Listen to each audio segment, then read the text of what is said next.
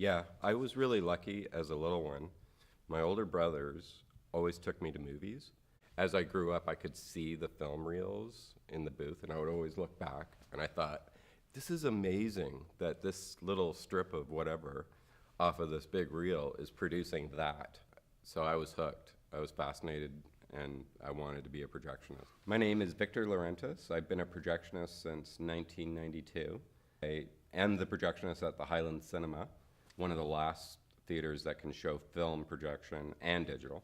My first job was when I was 10, and it was a 16 millimeter theater. I was so passionately obsessed with movies and film and projection. I was 16 when I actually knew how to do it, and the first movies I ran were Apocalypse Now, My Bodyguard, and secretly I was actually doing it. Because you had to be 18.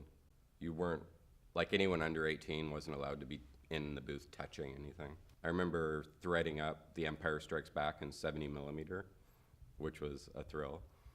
So that was 1980-ish, and it wasn't till 1992 that I got my license. The first actual movie that I projected for an audience with reel-to-reel changeovers and everything was The Deer Hunter. It was just like hard to describe, because you know that with that setup in a booth, everything you do affects what's happening on screen. Everyone was always talking about, yeah, one day there's going to be digital projection and film's going to go away. But when James Cameron put out Avatar in digital 3D, and it became such a huge blockbuster, that's when all the theater owners decided that they're going to bite the bullet and invest in this. It happened practically overnight. All the studios forced everyone to get digital projection, and then those theaters all got rid of, they just replaced their film projectors with the digital instead of keeping them side by side and letting both technologies coexist, because there's no reason they can't coexist. Projector, we have our other 35mm projector, and then we have our digital projector dead center between the two. Digital and film coexisting together. Not too many bites. The studios really wanted this. They wanted to stop making film prints, and they're the ones that saved all the money. Like the theaters were investing a fortune. A lot of theaters couldn't afford it, so a lot of theaters actually closed. But for the most part, the projectionist job was finished.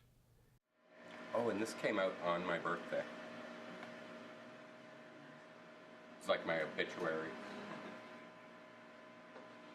Projectionists were pretty much on their own. I know one projectionist who became a bus driver, but some just retired. I was lucky that I was able to stay at this theater. I'm one of the lucky ones, like that's a very rare thing.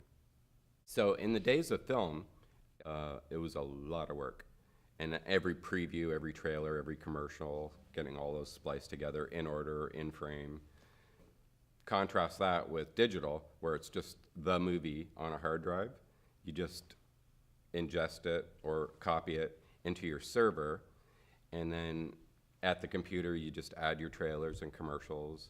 Takes a few minutes, and then you can program it to start on its own for the entire week. I get all the shows ready in no time at all, and then my job is mostly making popcorn, selling tickets, and cleaning. There's some maintenance and stuff, but the least of what I do is projection now, where it used to be all I did. Now, the only way to really show films, like classic film, is if you can get it from an archive or if you can get it from a private collector.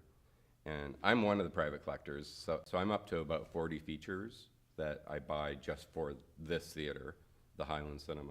It's so rare to be able to watch an actual film projected in a theater. I feel it's difficult, but my goal is to continue to buy films as a film collector and keep film alive wherever I can. I'm constantly thinking along those lines.